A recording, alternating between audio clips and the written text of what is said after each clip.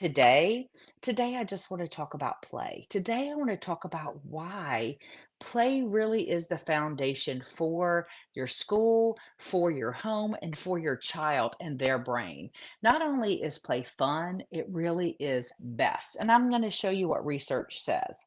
So, to start, first I want to show you this. Bet you recognize this picture, what this is. Many people put screens in front of little kids. Many people try to teach them concepts this way. They're like, here you go. What is this? This is an apple. Well, a child sees this and they might get some of that concept. And the brain is trying to figure out, okay, how do I stash this away? How do I form that synapses to connect every time I see this, that that's going to be an apple? So is it an effective way to teach? It is a way to teach, but it is not the most effective way for the brain to receive that information. Again, the brain is trying to form these synapses at a young age because that's going to build the neuroplasticity of the brain and that's going to help that information stay for later. So instead of this to teach the concept, literally grab this to teach the concept. Wow, so much more you can tell about this item. The brain can really connect. Okay, what is this? If you're showing this to a child, what are the ways that they can experience this? They can smell it. This one smells delicious. The Honey Crisp. They can smell it. They can feel it.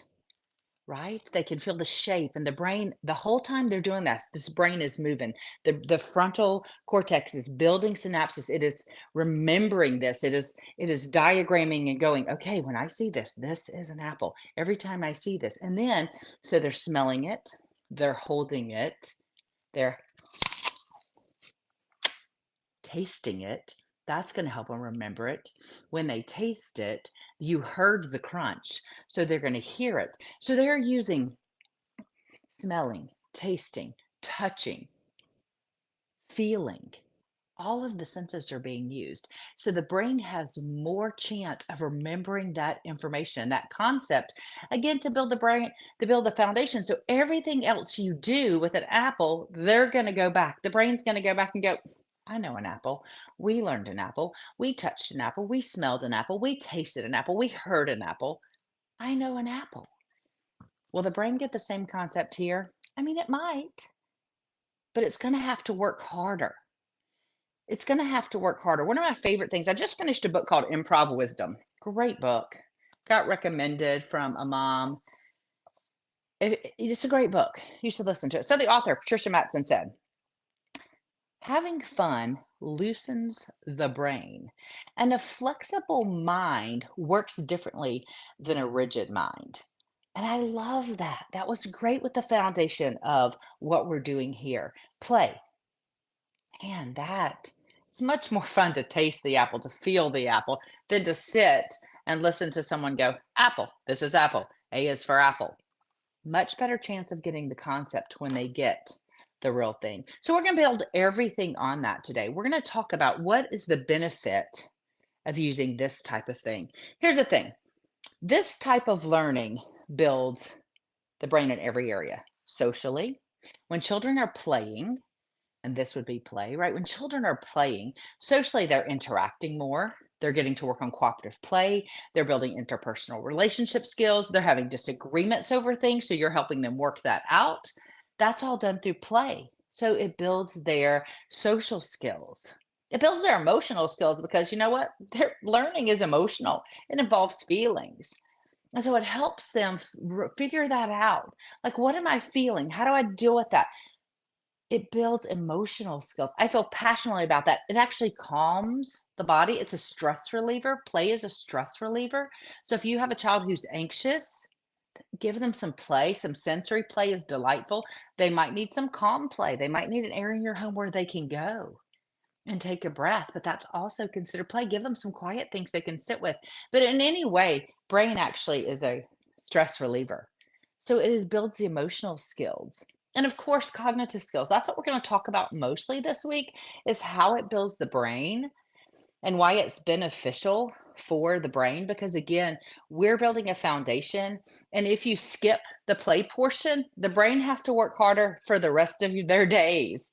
Like it is So when we say that, those neurons are firing and those synapses are forming, you don't just use those synapses when you're playing, and you don't use that part of the frontal cortex when you're playing. You use that every day in all areas and decision making. Did you know if you want to build executive decision skills, making decision skills, the best type of play to do that is deep pretend play? Letting your kids getting there and dress up and pretend to be in role play and do all the things.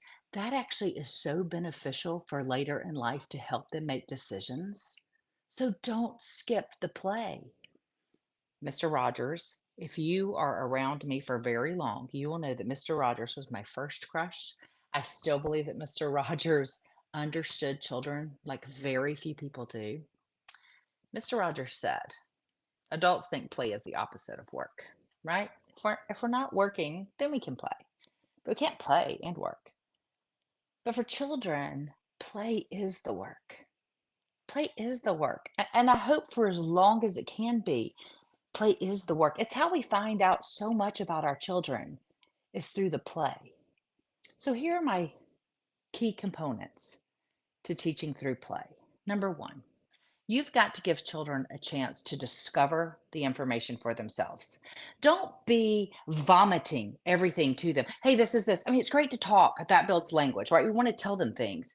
But even more importantly, let them discover things for themselves. I remember I was at a conference one time speaking, and we had a color mixing kit sitting out for children to explore. And a little girl came over and she actually noticed my necklace. I love turquoise. If you'll see that over and over. And she said, "Oh, I want to make that color." And I'm like, "Well, gosh, how do you think we make that color?" So we took the color mixing kit, and again, she began to explore mixing blue and yellow. And well, that made green, but didn't quite make turquoise. So she's like, "Well, what do I need to do?" And I'm like, "I don't know. I've got some clear water over here. I wonder if that would change in any way, or if you put a little more of this color. Keep trying." And so she just kept tinkering with the color mixing kit. And guess what? She made it. She pulled that up, she was dyeing water beads. She wanted to dye a water bead in the color too, and she pulled that bead up and she said, "I made it. I made turquoise. I made it." She discovered that for herself, and when children discover it for themselves, their brain's going to retain it so much stronger. So give them the opportunity to discover the information for themselves. Next, children need to experience it for themselves. We're so quick to say, "Oh, not now. Let me do that for you." But you guys, if you've had your babies, so many people told you how labor and delivery was going to go, didn't they? Was it just like they said? Or once you experienced it, you really understood it? I know I did. I know driving.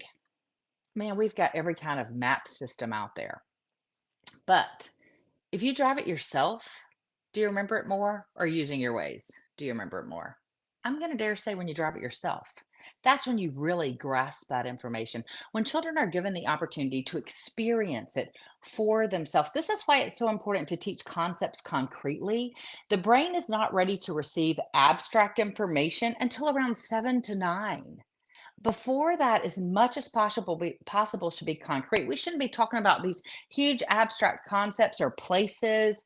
They really aren't going to get it. Like history should be the world around them or their childhood or their parents' childhood, something really directly related to them. So it's concrete. But you let them experience it for themselves. It's super important to give them that opportunity. That's why the kitchen is so great. So I'm in my kitchen today. Bring them in the kitchen. Let them cook with you. Let them measure. Let them scoop. Let them pour.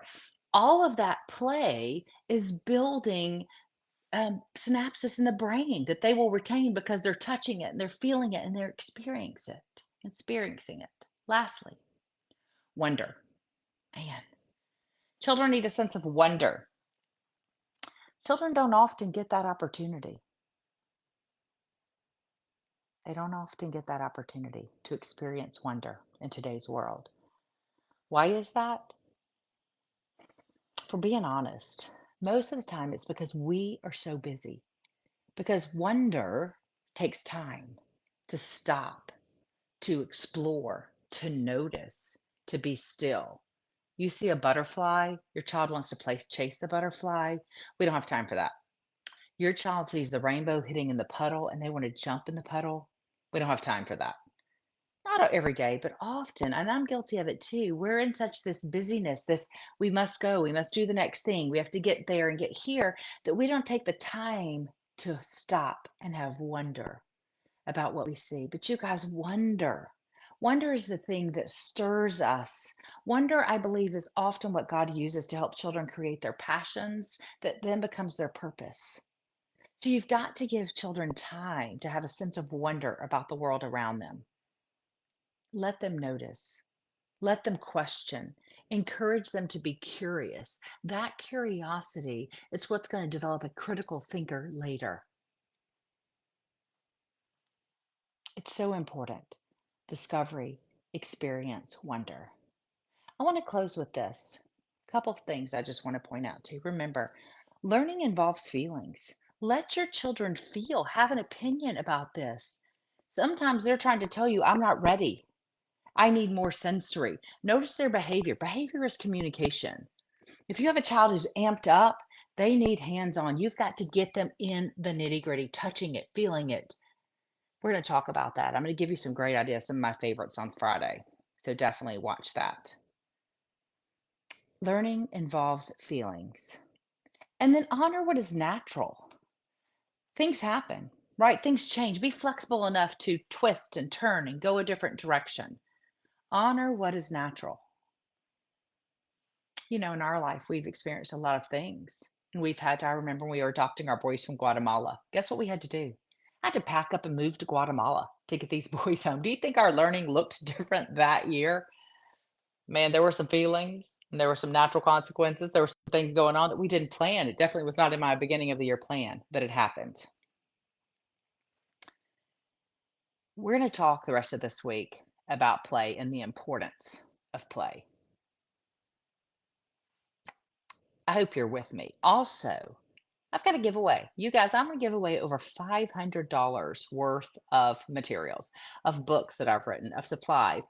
That includes a 1 hour coffee chat with me where we can talk about anything you want to talk about with your children.